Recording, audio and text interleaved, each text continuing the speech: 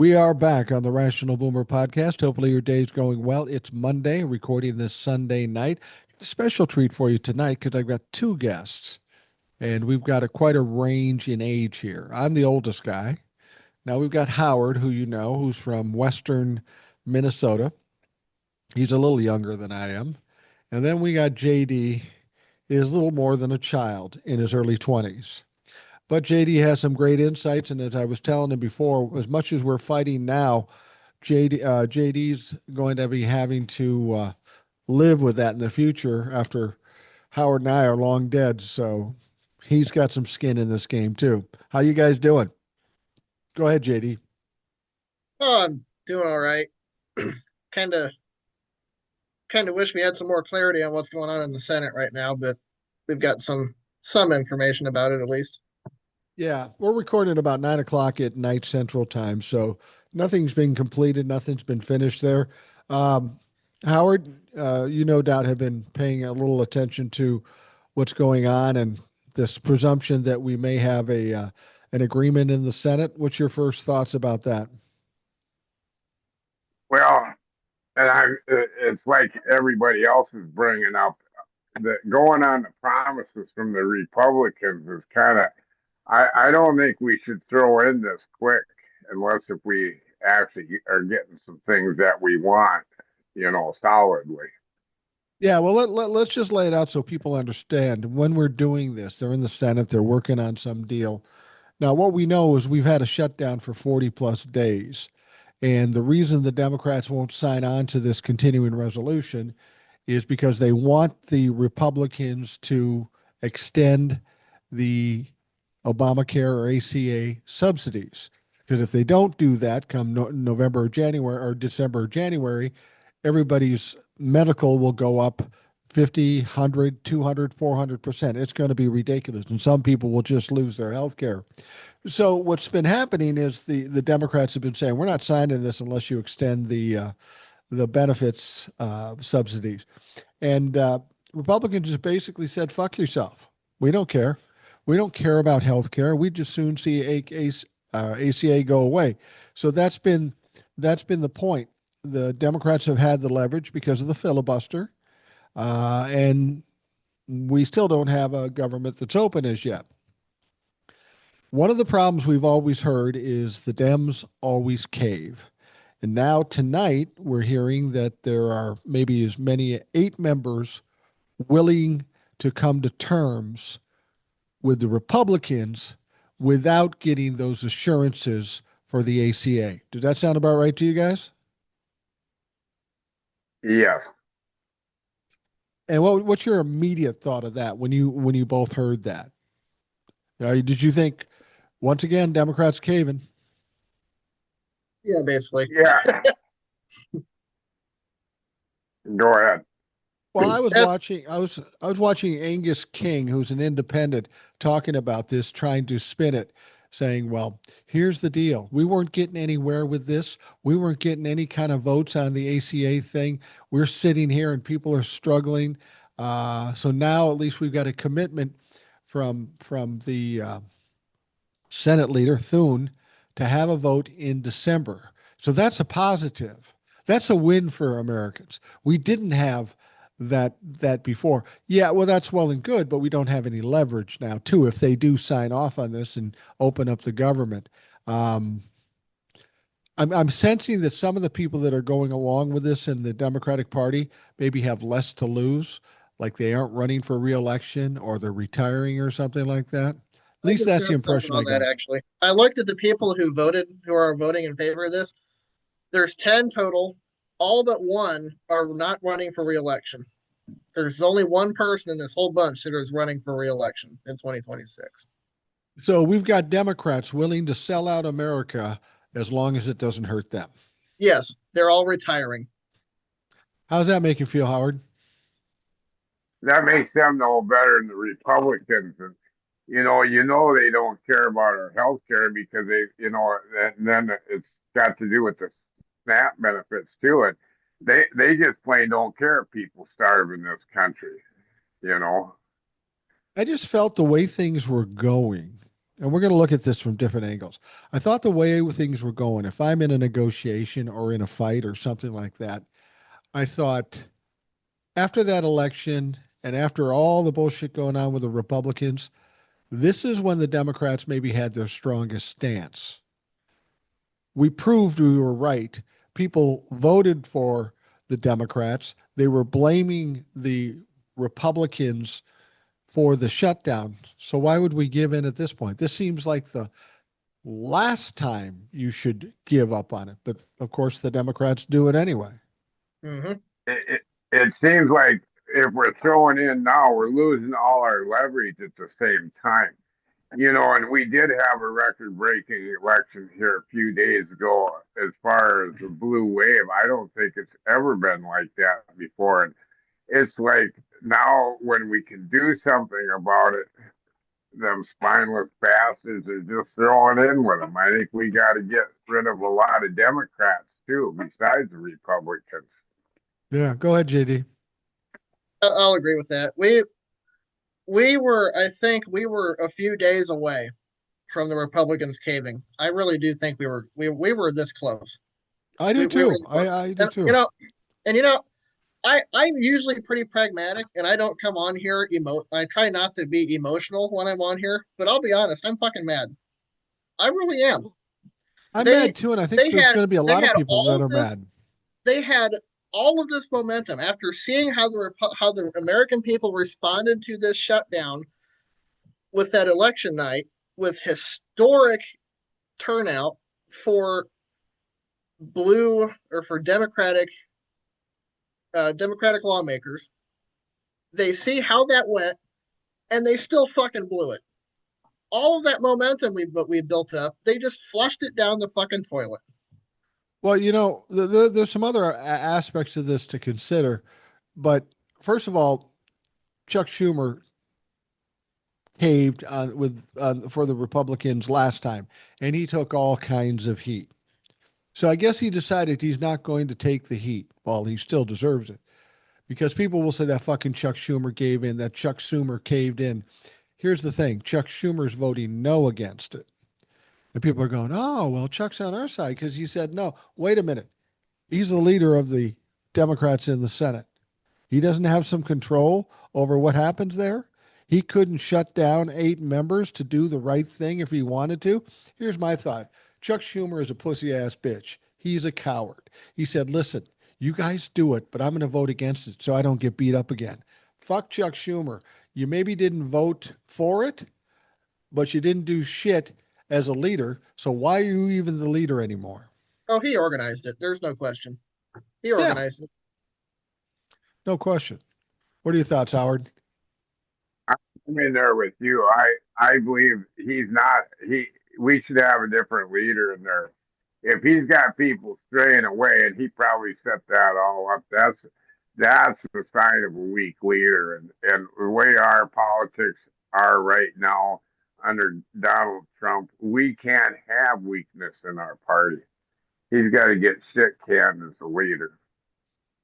Now, what some people are suggesting, and this is how losers and pussies talk, but they're saying, yeah, but you got to look at the advantages. Once we get the thing open, people aren't suffering anymore. And then we have the platform, we have the high ground, as it were. This proves or this makes them own healthcare and the shutdown and that stuff. So once this is over, we've got to pound very hard in exposing what these guys are trying to do with healthcare.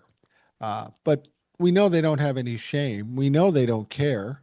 I mean, they lost every fucking election on this past Tuesday. So clearly they're not too worried about it. They'll do whatever they're told to do by Donald Trump, regardless of what the election is what it, regardless of how the election went. But here's the one upside to this thing: they aren't going to pass the original bill the House sent. Okay, so it's got to pass the Senate, right? It's got to pass the Senate. And if it passes the Senate, maybe it already has by the time you hear this, but if it passes the Senate, it has to go back through the House. If there's a change to the original bill, it has to go through the House. So now the House has to come back in session. People have to be sworn in. The discharge petition that Donald Trump is desperate to keep out of there has to go through. Do you think there might be part of that that the Democrats did that because it allowed Donald Trump to stay hidden from the Epstein files, and now they're forced to do it because they have to get an okay from the House. They have to get a vote from the House, assuming they even vote for it. So the House has to open up. Mike Johnson has to come back, and the shit starts to fly with the Epstein files. What do you think about that? Howard. Go Go ahead, ahead. JD. Well, I think it's possible. I mean, what was that their original thinking behind doing this whole thing? No, I doubt it. But No, is no, it I a don't think it was. is it's definitely a positive side effect though, if you want to put it that way. It's one of those things that here's what happens when you don't want to do something. You're very stringent about what you don't want to do, right? But then when you're feeling pressure and you have to do the other way, what's the first thing you do? You start rationalizing why it's okay. So now they're looking for all the good angles like the Republicans do. When something bad happens or something they can't handle, then they look at all the positive. Like Angus King said, he said, I look at this as a great day because now we've got a promise to put it up for a vote in the Senate.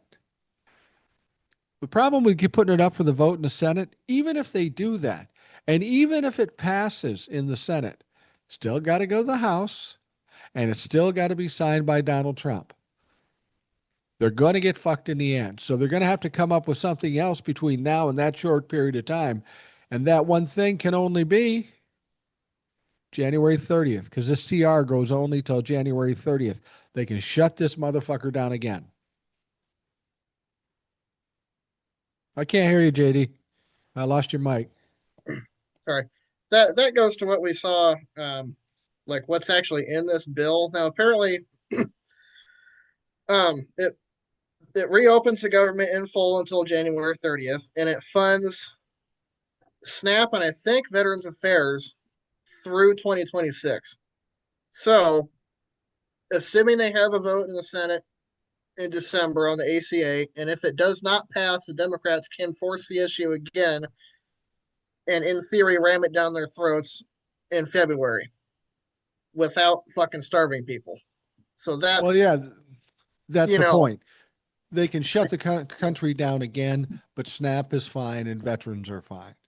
So it's a little easier for them to do that. And I don't know if that came into their thinking when they're pushing out of this one. I have no idea really. And here's my hang up on this. You know, okay, so the Republicans say they're willing to vote on the ACA stuff in December. So if I'm a Senate Democrat, my next move is saying, okay, if you're willing to vote for it in a month, why wouldn't you be willing to vote for it today? Well, that's what they've been But saying. And of course, they just don't answer or they make some stupid, well, we can't because the country's shut down.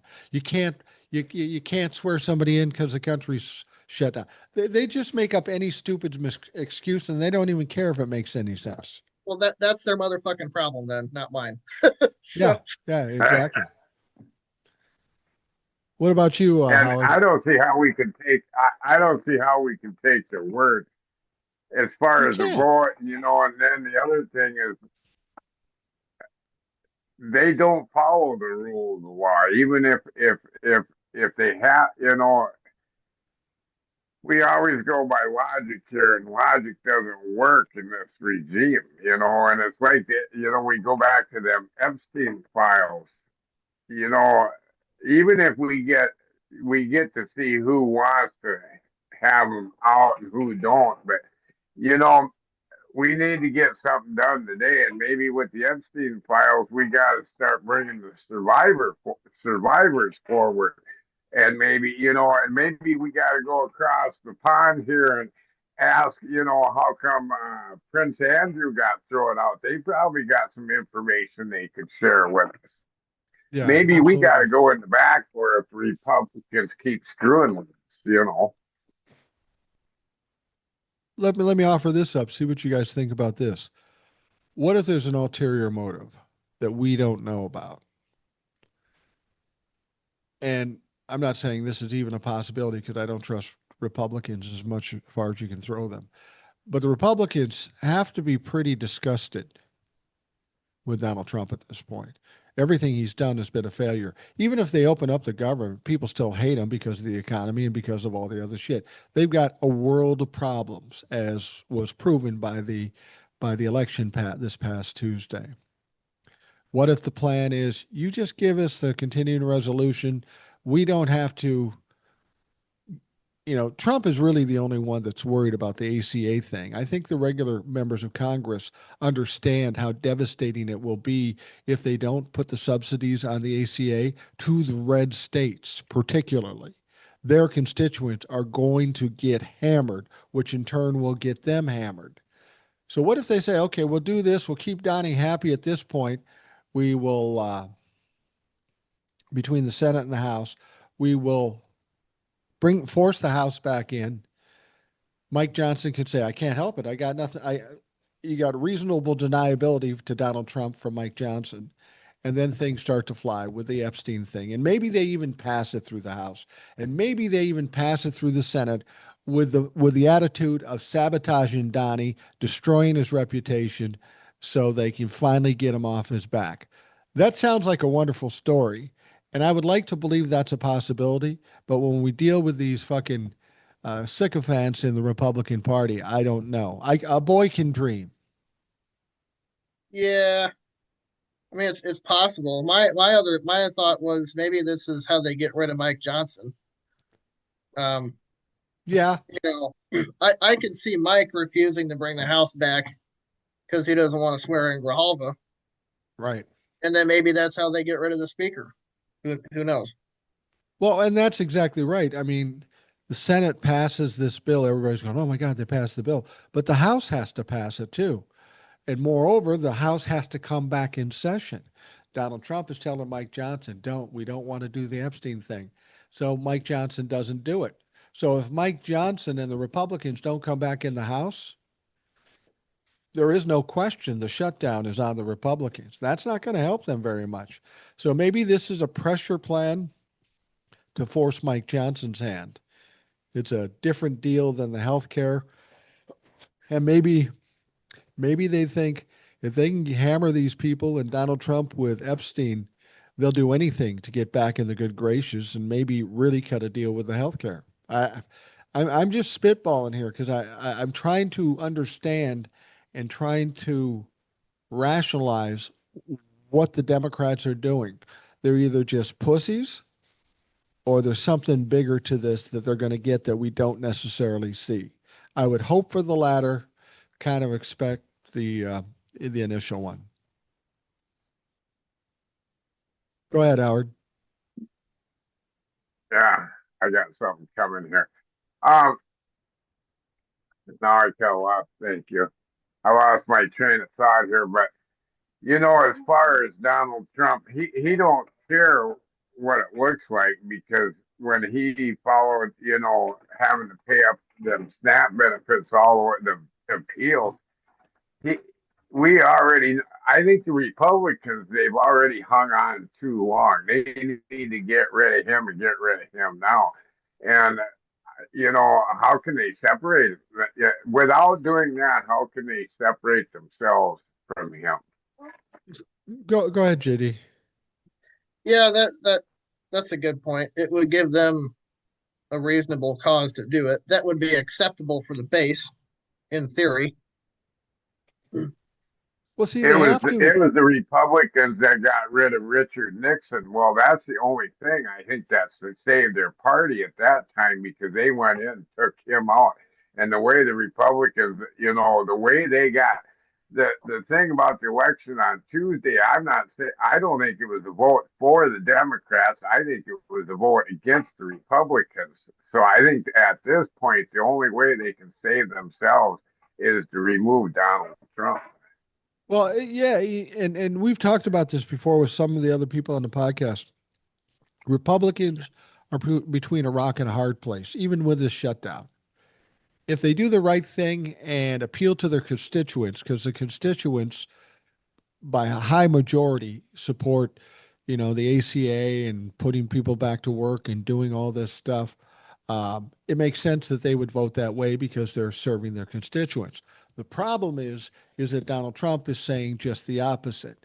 And at this point, up to this moment, it appears as though the Republican politicians are more fearful of Donald Trump than their own constituents. And what they're Yeah, afraid of is if they go against Donald Trump and he gets mad, he's going to whip up the 30% base and they're going to lose them as potential voters. So there's really only two things. If you're a Republican and you want to get rid of Donald Trump, there's only two things you can do and survive and not lose the 30%. Maybe you still will, but the best opportunity. First of all, he chokes on a Big Mac and he shits himself to death and he passes away. They can't blame the Republicans who are against Donald Trump for that. So they probably believe they could hold on to him. The other thing is destroy him, wreck his reputation, and make everybody hate him.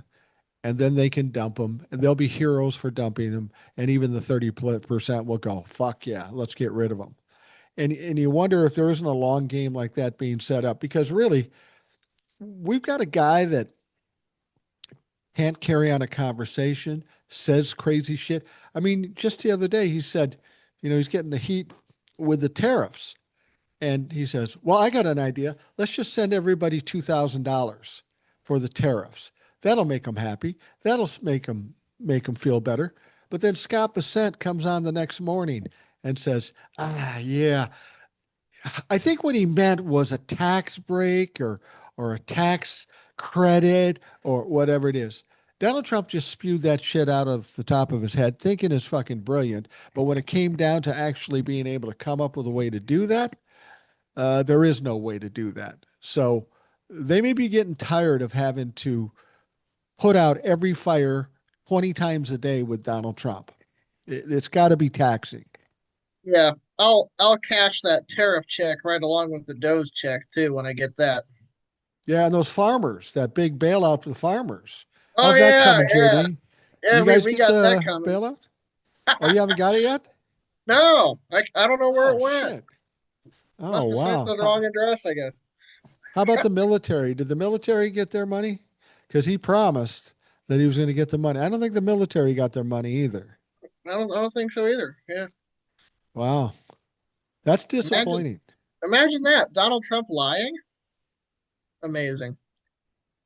Here, I think go ahead. when he brought up the $2,000 checks, he was thinking back to when he gave checks out when it was COVID. Yeah. That's why people voted for him again. Simple Yeah, minded motherfuckers. He caused COVID Yeah, and he sent them a couple $1,000 and they were excited about it. it wasn't even Fucking that. It jerk. was yeah, wasn't it like $600 or something? It wasn't much. it wasn't No, much. no, it wasn't much.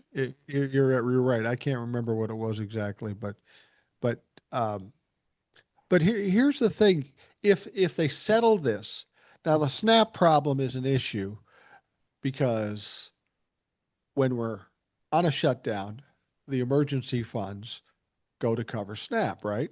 At least this time around. So in the first term, we had the world record or the the record shutdown Like a with 35 shutdown. days. We've surpassed that, and in that shutdown, they did use uh, the emergency money to cover SNAP. It never was interrupted. Yeah. So now we get to this one, and it comes down to the shutdown and having to use the emergency benefits. All of a sudden, Donald Trump doesn't want to use that. Doesn't want to use that. And then all of a sudden, the Democrats or somebody, the states go after Donald Trump in court. And the judge says, yeah, you got to pay the SNAP benefits. You got to use the emergency funding. Wasn't good enough for Donald Trump, of course. He appeals it again. And then he appeals it to the Supreme Court. This guy was working so hard not to pay people the money they need to eat. And that pretty much puts a frame around him as to who he is and what he wants, and that certainly can't help him. But if we settle this now and the government opens again, the whole question about the emergency funds isn't an issue anymore because it's the regular funds that now will pay it again because we're back in order uh, with the government running again. Here's my problem with that. Nobody fights that hard to take away a rainy day fund for people who need it during a rainy day, unless there's something more to the issue, like I don't have the money or use the money someplace else. So if they open up the government, it starts flowing again from its normal source. Do we then just forget about this emergency fund that we never used? Because I think there might be something there that might be pretty, might implicate Donald Trump and his government on what they're doing with the money. They're spending a lot of money. We don't know where it's coming from. So it's not crazy to think it would pull out of an emergency fund or something like that. I don't think we'll get answers to them questions until after we get rid of him. He's Yeah. gonna deflect, and the questions he don't want to answer just don't get answered. And you can see now there are no checks and balances, and that's why it's happening the way it is. I'd have to agree with you. I think that money's gone, but I don't think we're going to know it until after he's gone too.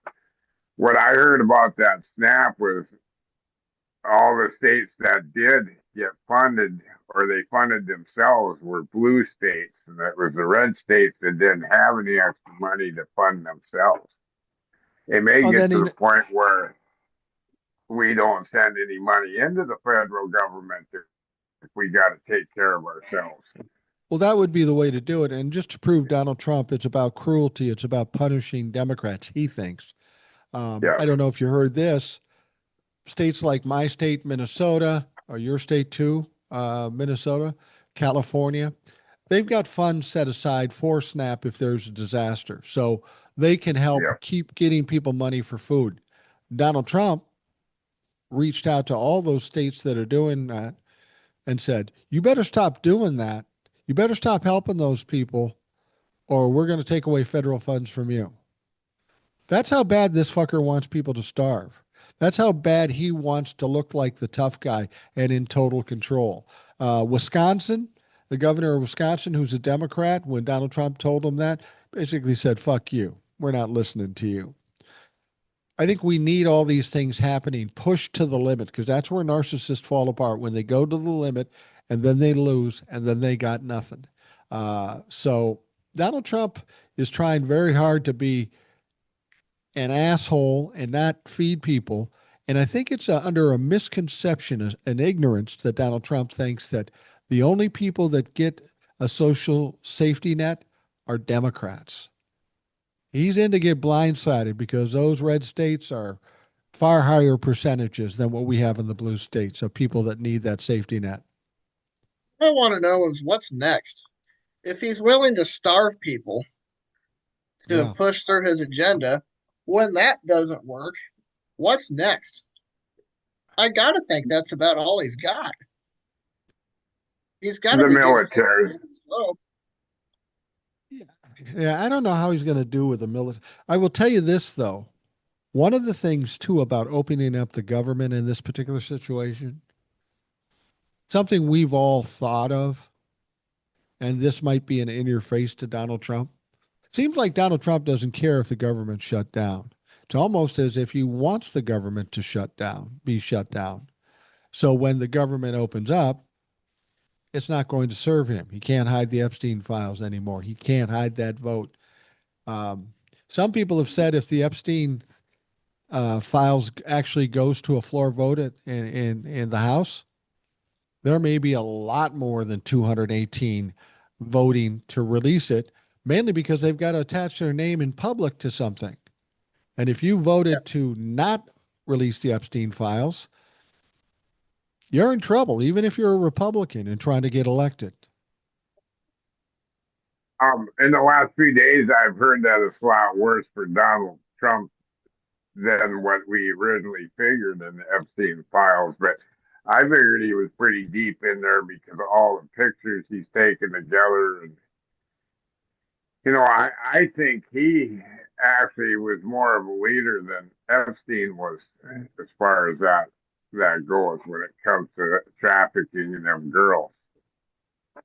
I think that's reasonable to say. I mean, people always keep talking about this, and as you said, we heard somebody come out and say a leak or something, or from a publication says whatever Michael Wolff said about the bad things with Donald Trump and having young girls with no shirts on sitting on his lap, that it's way worse than that. And I've heard a lot of other people talk about this. I've mentioned it too. There's got to be more to this than old white men touching young girls. That's a horrific thing. And that's enough to end people's careers and put people in jail. But there was a lot of motherfucking money, $1.5 billion floating around. There were members of Congress. There were world leaders. There were oligarchs, wealthy people. This is a much bigger thing than perverted old men hitting on young girls. It's bigger than that. And I think that's maybe what they're more afraid of at this point. I'm sure there's a lot of them girls that are unalive by now too. Well, it's possible. Go ahead, JD. Yeah, it's got to be worse than what we know about.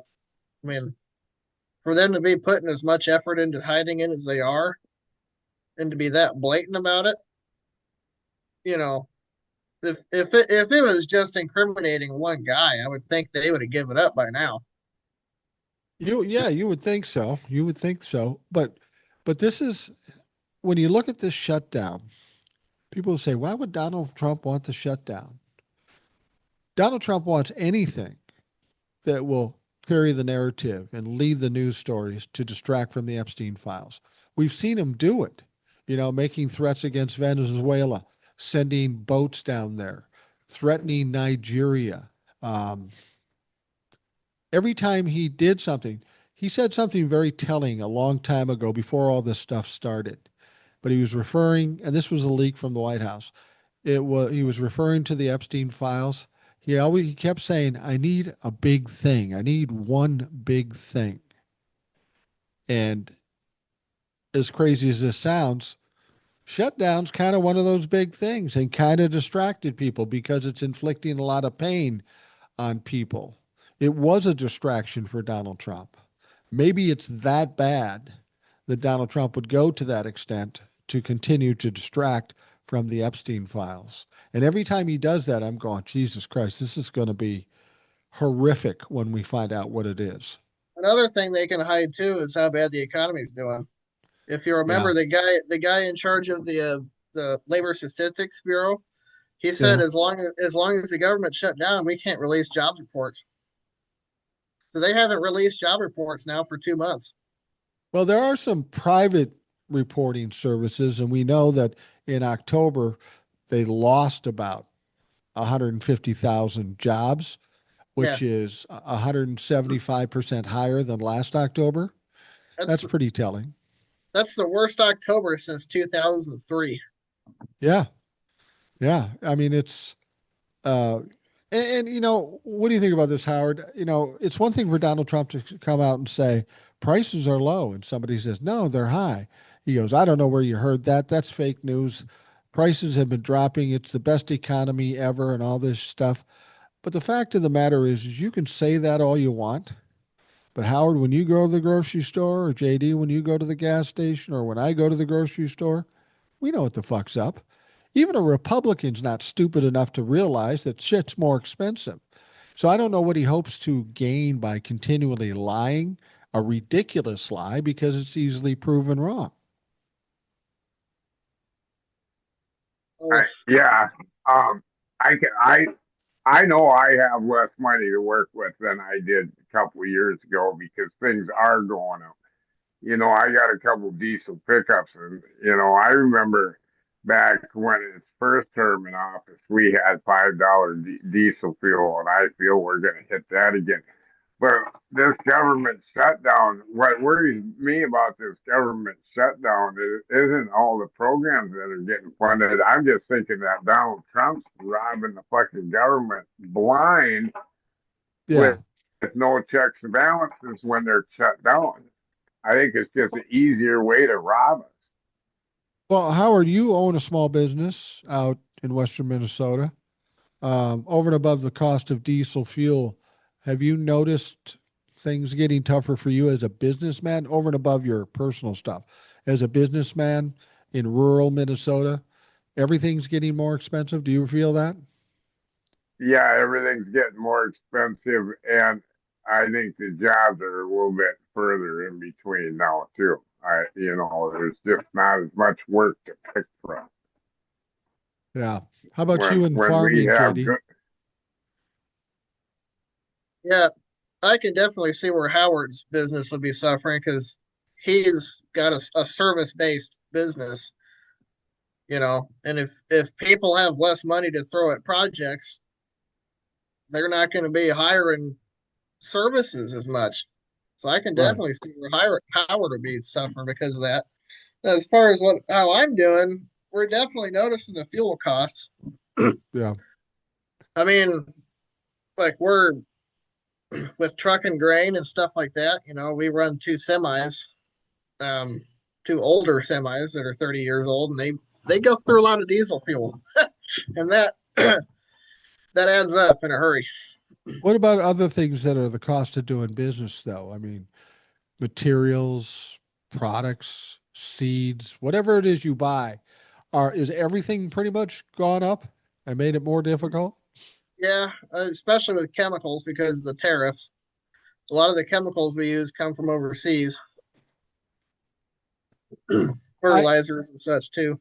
So my son's. I was just talking to him. Go ahead, Howard. well, it seems like everything we buy comes from overseas because as soon as they announced stuff was going to go up in tariffs, that I think the retailers took advantage of that too. And before them price changes even hit them, we were feeling the rising of the cost Yeah, on as the buyers.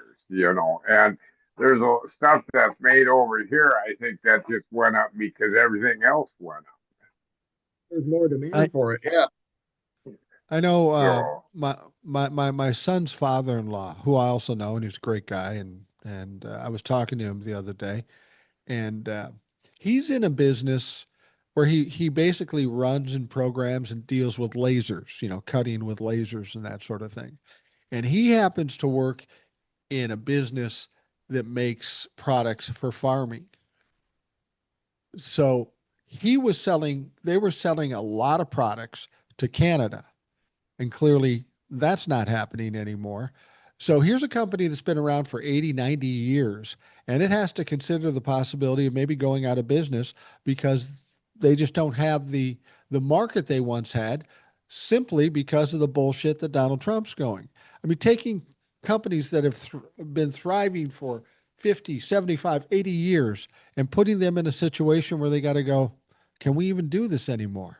I mean, how many companies are like that throughout the country, whether they're 10 years old or 100 years old?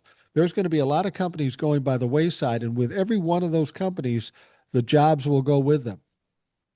I know a guy who's a fabricator, a welder, and whatnot at a custom fabrication shop near Chicago, and he uh he got he got laid off.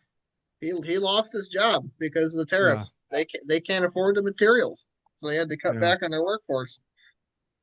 He yeah. also voted for Donald Trump. Well, good for him. Hope he enjoys it. How about you, Howard? Are you noticing that kind of thing in your smaller towns?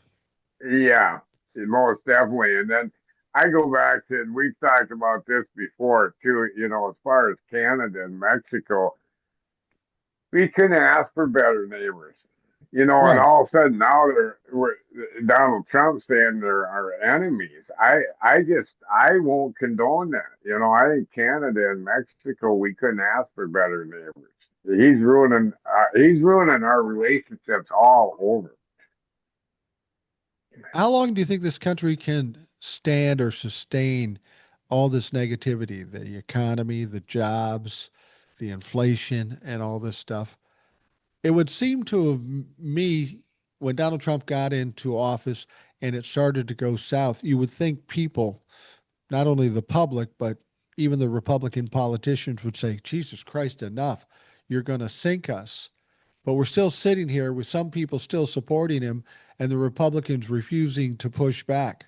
Do we get to a point where they have enough courage to push back, or are they waiting for, like I said, something to happen where Donald Trump loses popularity amongst the dumbest among us, or do they stand up and they have some? I don't know.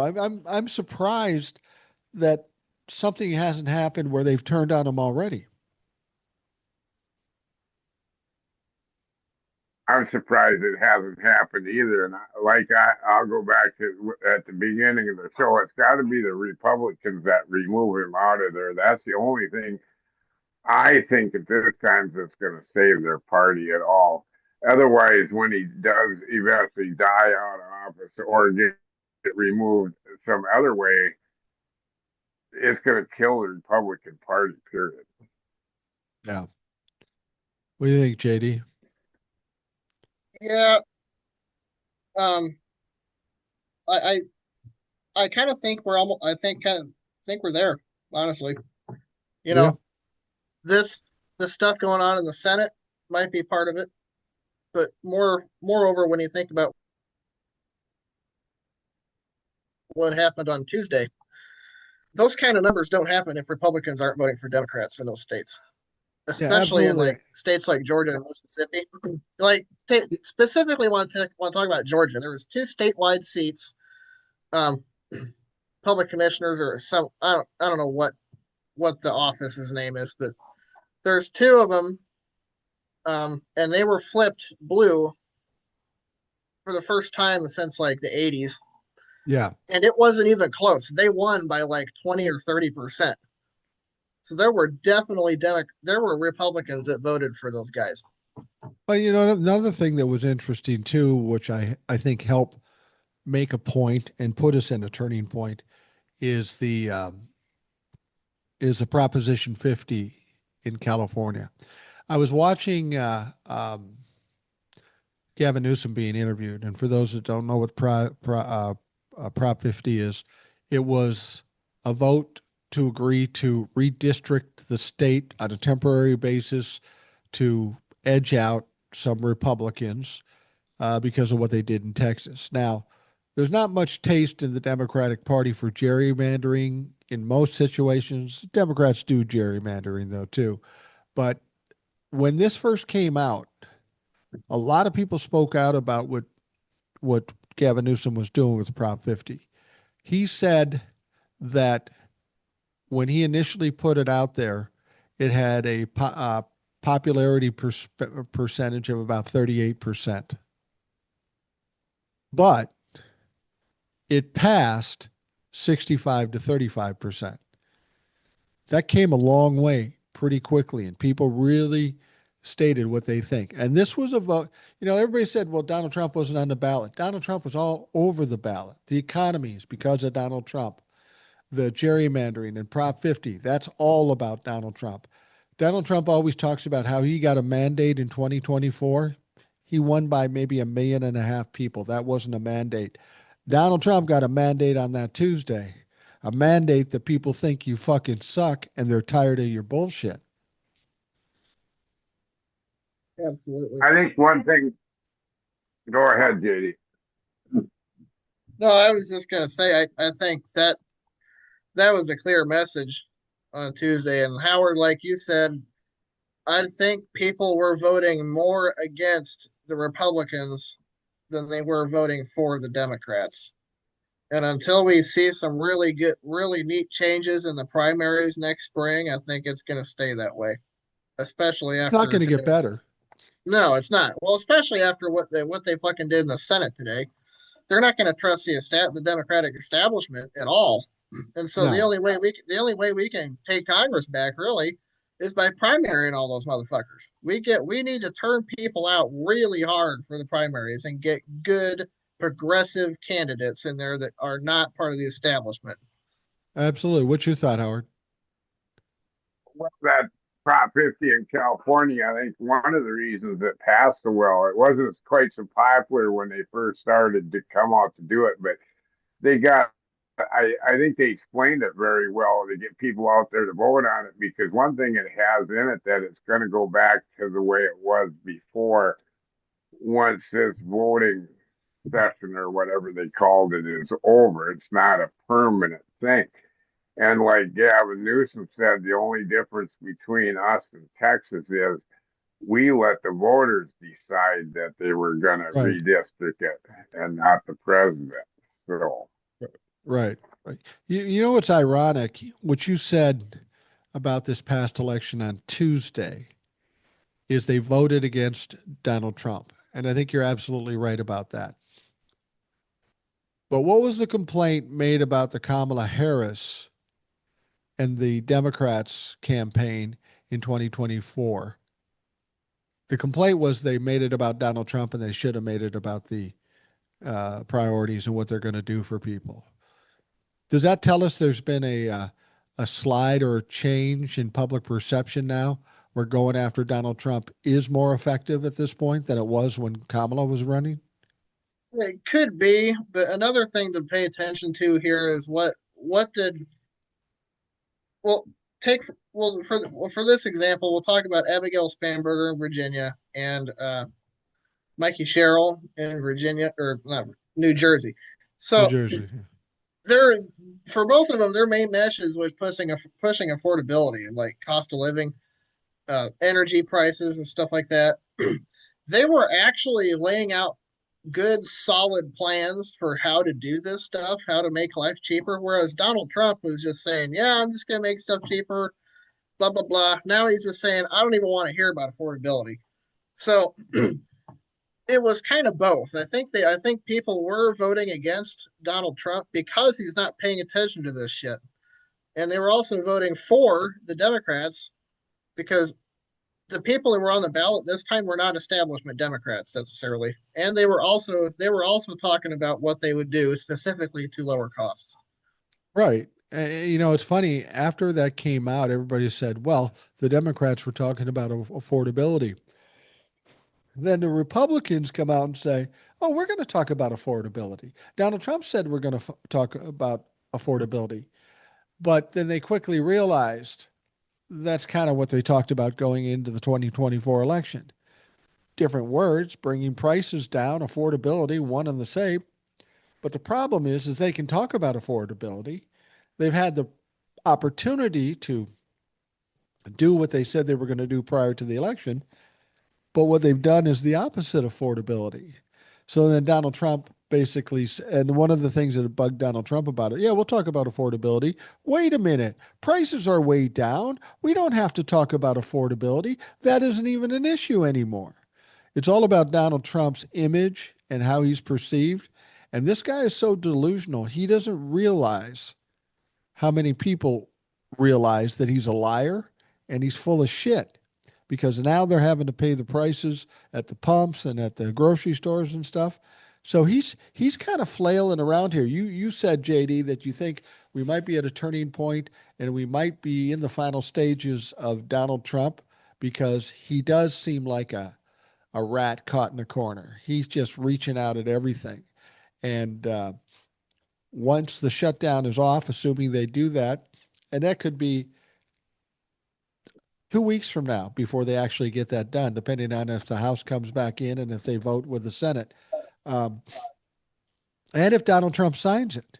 Because here's the fucking thing, the Senate could agree on it, the House could agree on it, and Donald Trump could get it and find something weird that they may have given too far on the Democrats, and he just blows the fucking thing up. That's distinctly possible. Do you think the Democrats kind of hope that's the case? Because the shutdown continues and then Donald Trump owns the whole fucking thing. They might. They might. That was the best deal the Democrats could have possibly given. I mean, if The if first they one. don't, yeah, if they don't take this deal, they're not getting another one from the Democrats. I can Well, tell they you that shouldn't. right now. That's why I'm And they should saying this and they deal that shouldn't be they're getting doing. this one. Here's the problem. The deal that they're supposedly getting right now is you sign off on the CR and we'll talk about the ACA in December. The Democrats have already turned that down 14 fucking times. This isn't a new wrinkle. They've turned down that part of it in 14 different occasions. Now, the one thing that's added to this, there's more than one thing, but one thing that's added to it is that all those people laid off, the federal employees, they don't get laid off. They get to get hired back. That may be the one thing that pisses Donald Trump off because it makes him look dumb. They had to give a concession, and Donald Trump is not about giving concessions. Mm-hmm. Yeah, and will they get to come back to work? You know, after COVID, didn't we go through something like that where some of our workers got to go back to work, and when they got there, their offices were gone. Yeah. So these people that he's terminated, are there even is there even a place for them to go back to work at this time? One of the things we Is know for what I certain, one of the things we know for certain is that the Republicans are divided. You got the MAGA, you got the moderates, you got people in the middle who don't know fucking shit from Shinola. Uh, but the Democrats clearly seem to be divided too. I mean, if we're looking at the Senate, who's going to 8 members of the Senate that are going to vote for uh, the CR, presumably, that leaves what 39 that are dead set against it. How do you get anything done if you guys can't agree on something so polarizing? It's about people losing their health care or not being able to afford their health care. And 8 people said, yeah, it's a little rough, so we'll sacrifice that. And 39 of them say, that's a non-starter for me. That doesn't say too much about the unity amongst the Democrats. The one guy that I don't understand voting for this is John Ossoff. Did he John vote for it Ossoff, too? he did, yeah. And you know, he's he's a damn good senator. I don't get it. was. Was, yeah. He, Yeah. he And he's up won. for election. He's up for Yeah, reelection. he is. The other 8 or 9 or fucking whatever, I get that because they don't have to care because they're retiring at the end of this term. But Ossoff just put himself in real danger. I don't think these people, they're maybe so separated from reality. I don't think they understand how much heat they're going to get. Because I have a theory about Democrats. With all the shit the Republicans have put the Democrats through, with all the shit that Donald Trump has done, people don't have a taste for Democrats that work across the aisle and work hand in hand with their brothers in the Republican Party. We saw it. They want a fucking fighter. They want somebody who's going to kick them in the nuts and spit in their face. They got mad at Barack Obama, for fuck's sake, for sitting next to Donald Trump at a funeral and being friendly. They didn't like that shit. Gavin Newsom makes fun of them every day. They love that motherfucker. If you're trying to make nice and do establishment politics, you're going to get crucified by the people in this country. The shit we've taken, the shit we've seen, the lack of accountability, people are tired of that and they want somebody who's going to fight. And if you're not willing to do that, you're going to be in trouble with your constituents. Yeah, Gavin Newsom, he got popular real quick after he started fighting back. And it's, I wish more, he's, a rich guy too, so I don't know how far to trust him, but more people do need to step in line and take cues from him. At least he is fighting for his people right now. Yeah, yeah, absolutely. You're right though, JD, about John Ossoff. I thought he was. I've heard him speak, and I thought he was a pretty powerful speaker. He was a pretty stand up guy. Um, I'd be anxious to hear. I didn't realize he was one of the ones that are going to vote for it, the CR. But as Desi Arnaz said to Lucy, you got some splaining to do because that's kind of fucked up. And in spite of the fact of whether he has a good reason or not, people are going to be pissed at him.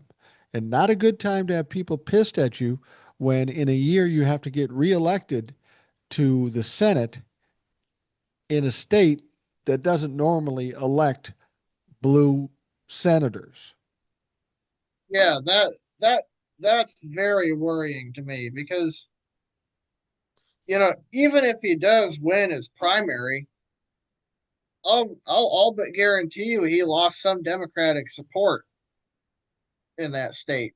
So even if he does win Definitely. that primary, he may not have enough Democratic votes to carry him through. Yeah, you'd think he'd be more careful than that. But this is a tough decision because you got people potentially losing their health care, but you also got federal employees without jobs, people getting SNAP that aren't getting it. And maybe Georgia has more federal jobs. Maybe it has more people getting SNAP. And he was trying to weigh who am I going to piss off more of? And maybe that's why he decided to go with voting for the CR. Who Uh, knows why? I mean, I could see him voting for it because of SNAP. I mean, there's a lot of not so rich people in Georgia. I'm sure. Yeah. My belief was that, and I'm not a politician, but when we were in this shutdown. The Democrats have always pushed out. They've always caved in. And when they stood up this time around, I thought, okay, this is good. And I thought they need to stand strong with this because if they wait down the road and they cave to what they stood up for, same thing they stood up for 40 days or whatever, it's going to be harder for them. It's going to be harder on them. But I think they needed to do this until the Republicans broke. And like you said, I was kind of getting that feeling too. We were getting close. Too many things were going wrong for the Republicans, elections and all the other shit. I thought they would break, and this is like a game of chicken. And if you bail out and go in the ditch, you're the pussy. You lose. And the Democrats, for whatever reason, the perception is they wimped out and they've lost.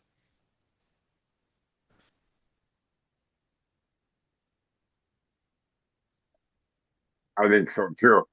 I think now's the time we need to stand strong. I don't get why they're going to vote to put it in.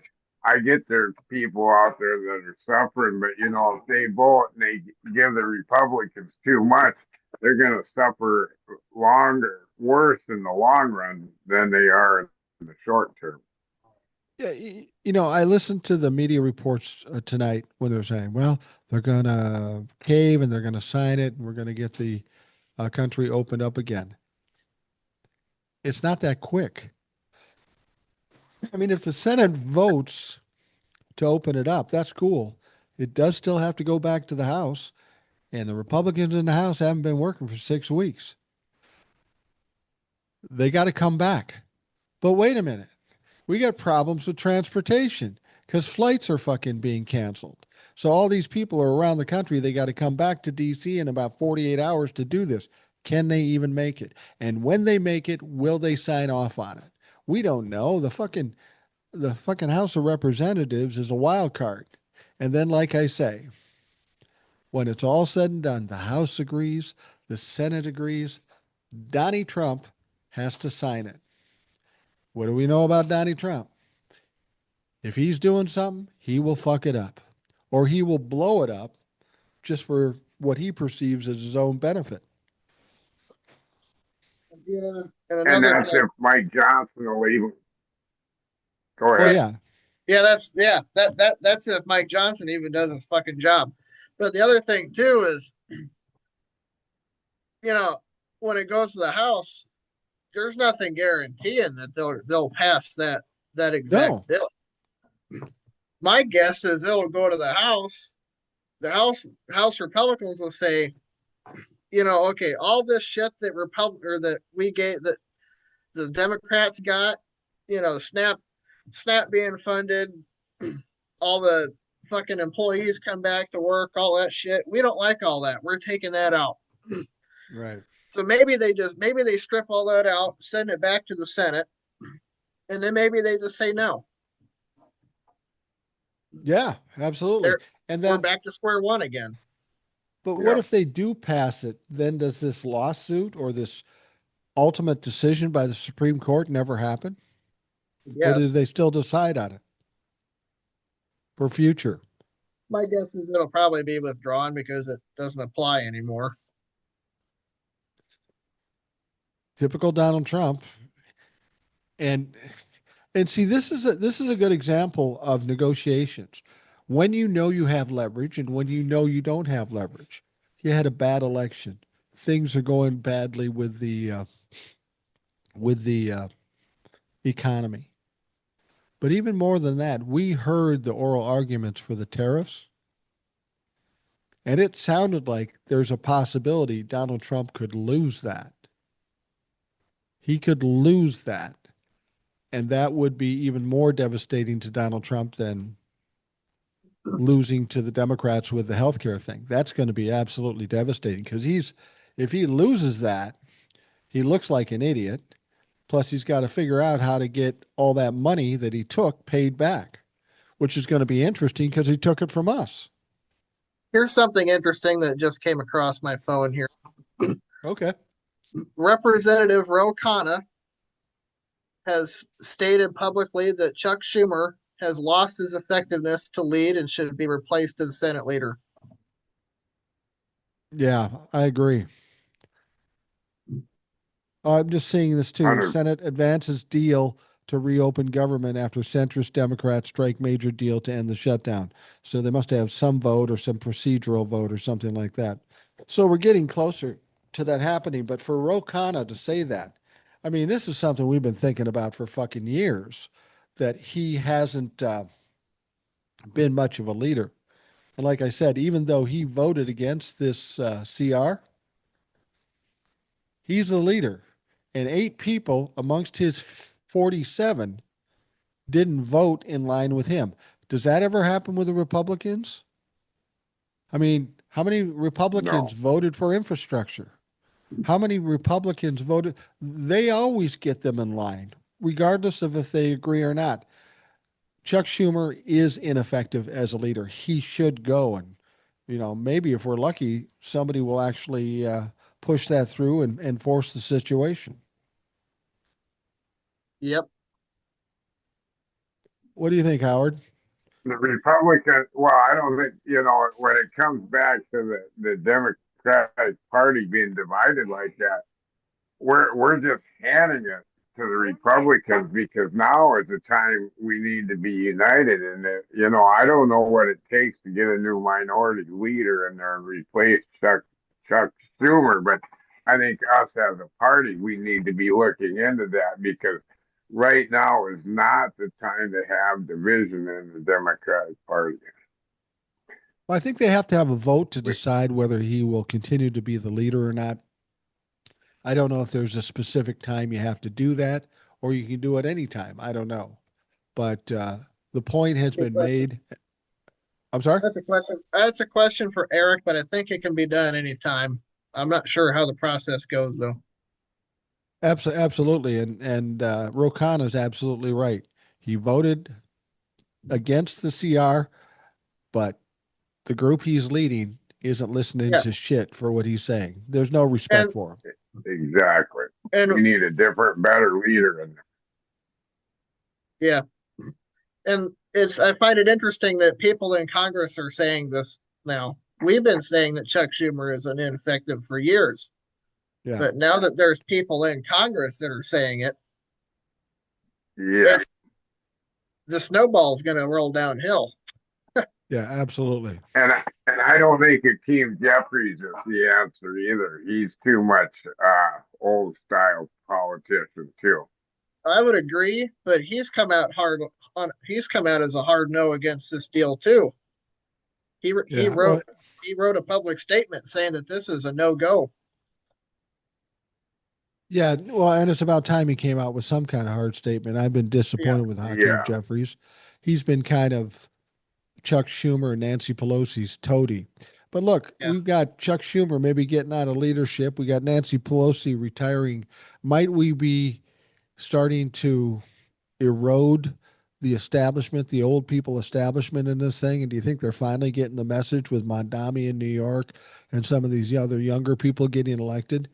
Do you think they're finally getting the hint and saying, we're past our expiration date? I hope they are, and that's one thing that another thing in our government that needs to be changed. You know, some term limits, some age limits, and then you bring up Madami in New York. I've only listened to him speak a couple of times, but that man has a way with words, and I think he can reach people. I hope he decides to become more than just a mayor for New York. Well, he's 34 years old.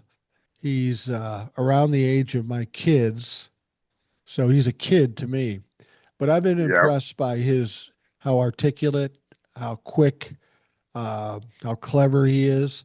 Uh, we do need more people like that, young people that are adept in politics, and I don't know how many of those kind of people are. I also really truly love how terrified Republicans, Donald Trump, some Democrats are just terrified of this guy. I heard somebody make a quote. I saw a meme said, and the meme went like this. It says, 25 years ago, we promised to never forget, and go figure, New York is the first to forget. And what they're suggesting is that Mondami is a Muslim, so he's responsible for 9/11. And I don't even think he was born. No, he was born, but he was a baby at that point. They've tried to blame him. They put out a tweet one time of him joking about the attack on the Twin Towers in 2001, but he would have been 4 at the time. Yeah. So it's fucking ridiculous. But but they're trying real hard. Here's the thing about Mondami though. Mondami is Muslim. That's well and good. That's fine. He's not from the Middle East. He's from India. Fucking guy's family's from India. And they're talking about 9/11. How about when Donald Trump went over to Saudi Arabia and danced with the swords and took all their money and gave them a bunch of shit? Most of the pilots that crashed into the buildings were Saudis, not Iraqis, certainly not Indian. Yeah. They were fucking Saudi Arabian, and they have the audacity to try to pin 9/11 on a guy that was a baby at the time that's not even from any area that was involved in that situation. That's how fucking lame and how fucking stupid they are. He was fucking 9 years old when that shit happened. Yeah, Jesus Yeah. Christ. The other thing is, in his acceptance speech, he actually called Donald Trump out. You know, what did he Yeah. say? Listen to this, or whatever he was doing.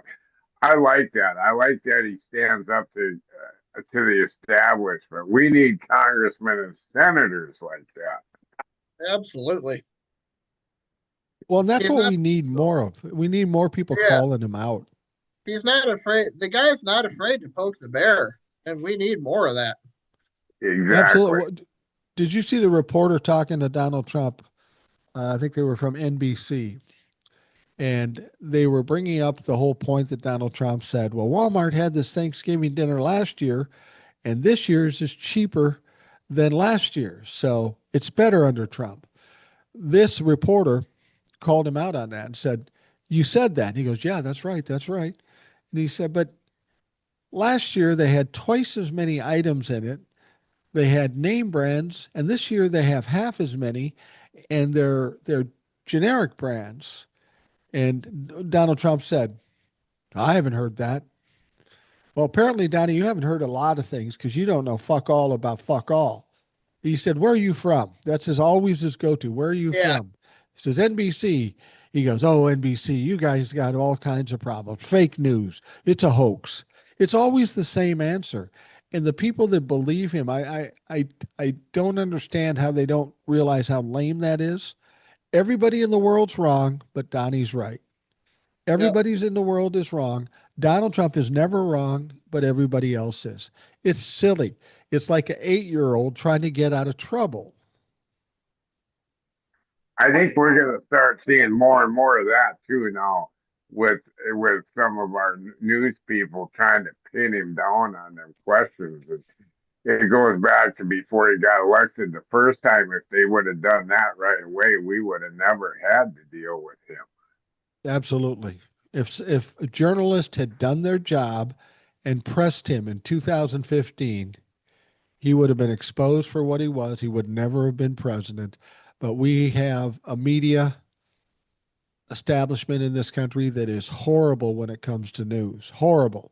I think if we have one of the biggest problems we have in this country, that we have more people that are either misinformed, ill informed, or uninformed. Because I talk to a lot of people and they will I'll say something and they go, I don't even know what that is. And it's a pretty big deal. They just aren't aware. They just and I will tell you this too. I'm as mad at people who are misinformed because they listen to Fox News as I am those people that say, "Oh, I hate listening to the news. It's all bad news. I just shut it out."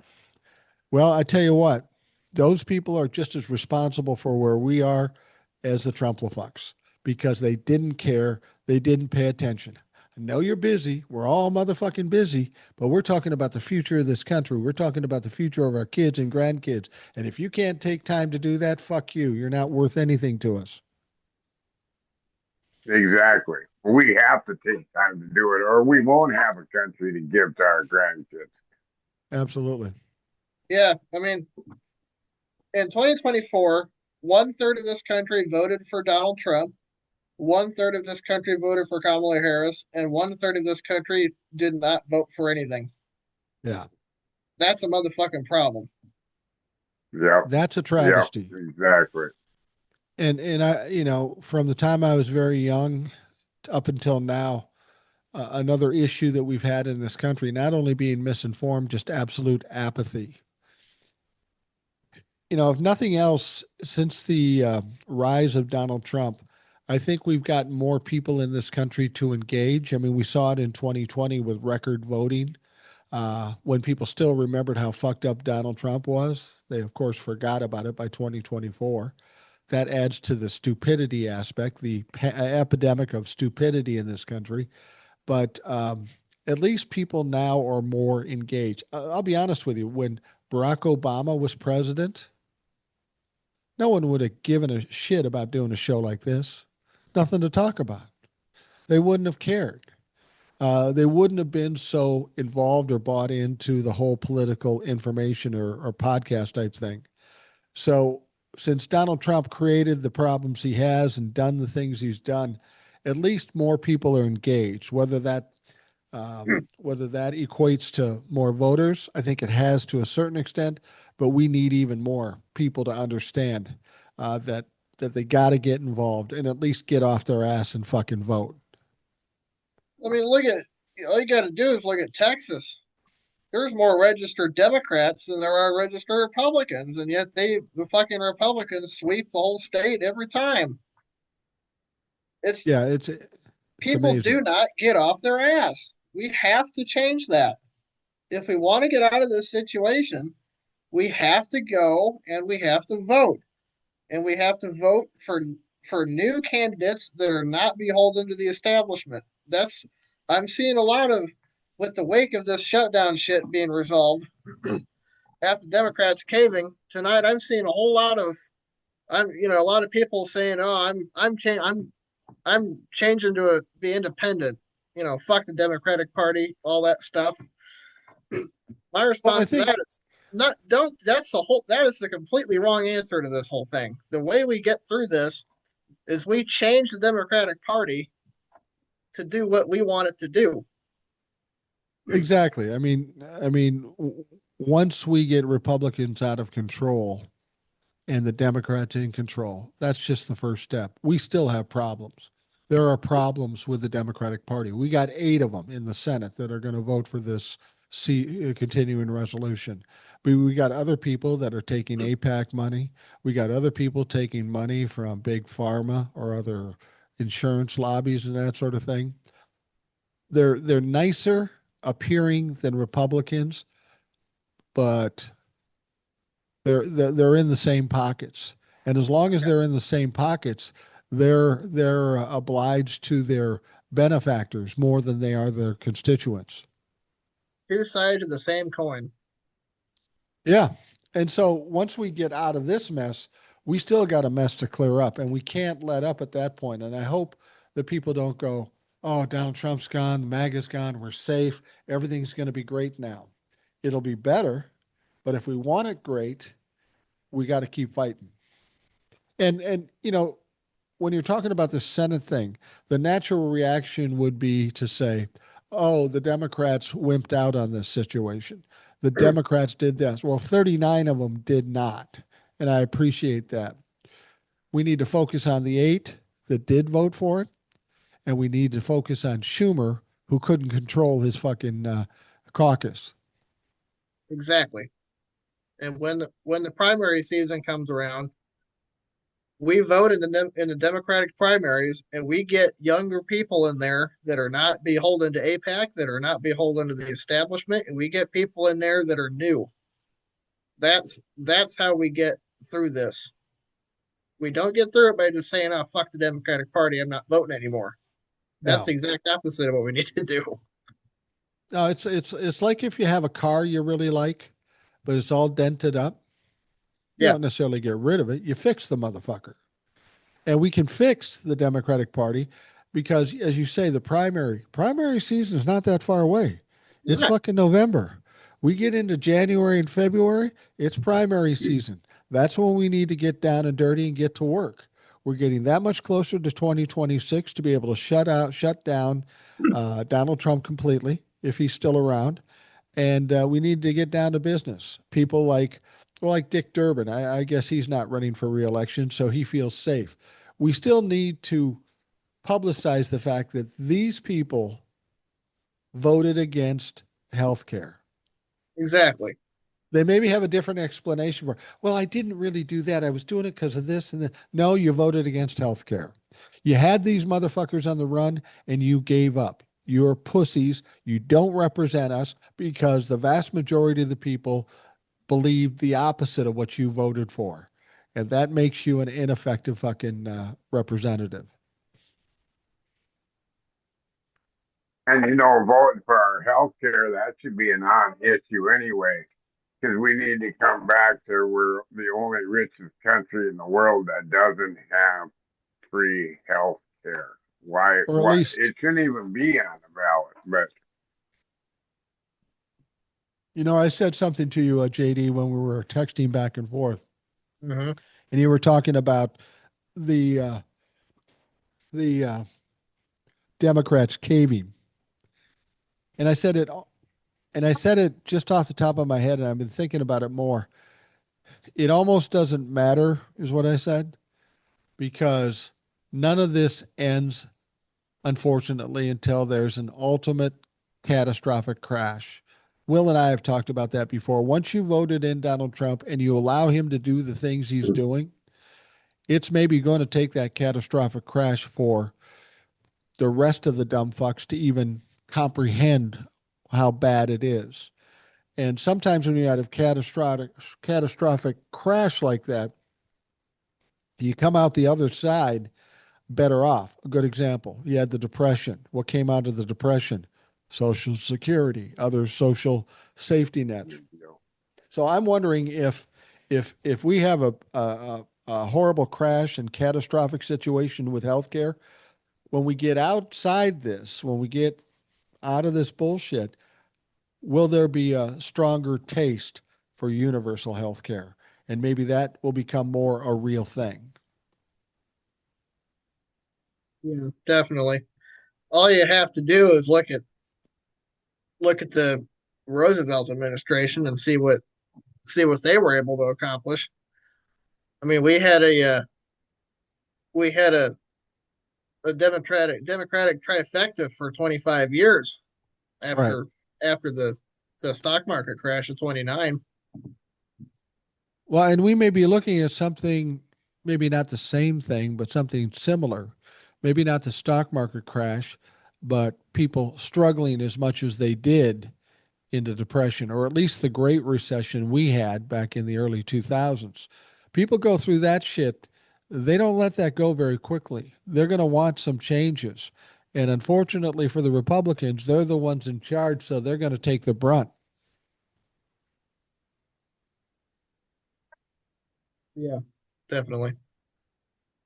Well, I tell you what, we are going to wrap up the Rational Boomer podcast. I want to thank you both for coming in on Sunday night and doing this. It's hard for us to talk about what's going on in the Senate because it's going on right now, and this will be played on Monday. So some things may come to pass, some things may not. This whole process, as far as opening up the country, it's not going to happen today. There's too much they have to go through to do it, and there's too many possible hurdles, being the House and Donald Trump. Any one of these fuckers could blow this whole thing up. And my guess is Donald Trump may just do that if he didn't get everything he absolutely wants. He'd love to be the asshole to keep it shut down so he can continue to distract from the Epstein files. But if it passes the Senate, let's talk about the good news. The House has to come back. Mike Johnson has to take his sorry, well used ass um, and bring the House back in. And when he does, he's got to swear in Grijalva and this other new guy that came in. I want to bring up something too. I've heard, I've had this on live, and I've seen it on TikTok. Excuse me, I'm still getting over this cold. People keep talking about this election that's going on December 2nd, where a Republican's going to win in the House in Tennessee. Everybody's going, oh, if he wins that race, then that changes everything. Now we need 219 votes to get the uh, discharge petition. Not true. That is not true. As much as people are throwing it out there, the sky is falling. It's going to wreck everything. He's just delaying until December 2nd. Not true. There are 435 people in the House of Representatives. Exactly half is 217 and a half votes. That's the halfway point. 218 gives you that number. We have 218 as soon as Grijalva gets in. So, regardless of what happens on December 2nd, that doesn't mean anything. Somebody tries to tell you differently, it's bullshit. Yeah. So, so anyway, we're going to wrap things up for the Rational Boomer podcast. Howard, thank you for stopping in on a Sunday night. JD, thank you for coming Thanks in for on a having Sunday me. night. We're going to have another fucking busy week. So we'll all be talking about this shit some more as it continues. And we ain't even close to being over with it. There's going to be a lot of shit flying. So for those of you listening, thank you for taking the time. I hope you have a great night, great day. And we will Can talk I to you again mention? tomorrow. Oh, yeah, Can go I ahead. mention? I'm going to Washington on. I'll be out there on the 22nd. Remove the regime. That's all lined up. That's working out. So as long as they don't cancel all the airline flights, I'll be boots on the ground from 8 in the morning till 8 at night on the 22nd of November in Washington. And I'd like to thank the supporters that helped me out with donations. Oh, that's great. Awesome. That's great. And report in to us from DC and let us know what's happening. I will. All right. Well, thanks again. I hope you have a great night. We'll talk to you again tomorrow.